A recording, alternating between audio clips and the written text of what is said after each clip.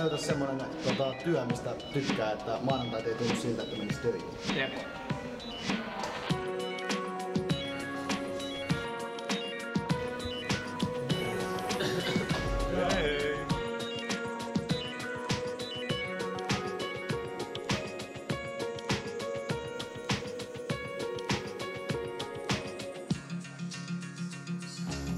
Pidä kavereistasi huolta ja heitä läppää vain niistä, jotka sä oikeasti tunnet. Läpän heittäminen väärälle henkilölle voi johtaa todella vakaviin seurauksia heidän itsetuntonsa kautta.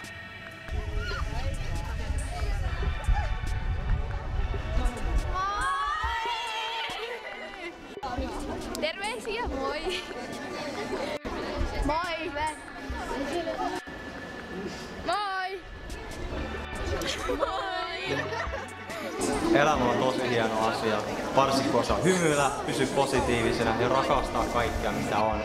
Ja ajatella positiivisesti, se on oikeasti tärkeää, pysyä mielenkin terveenä.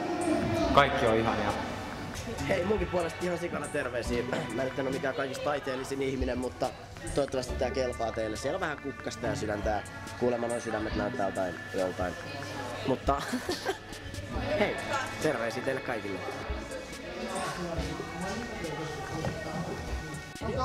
Iloisia ajatuksia, ne nostavat sinut ilmaan! Se on mun motto ja se pätee kaikkeen. Siis jos sulla on paha mieli, mene itkemään peilille, niin sulla alkaa naurattaa. Siis trust me, mä oon kokeillut tätä.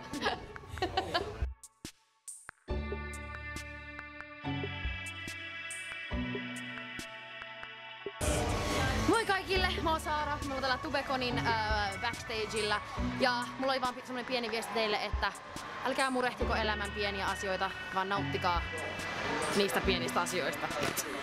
Kiitos!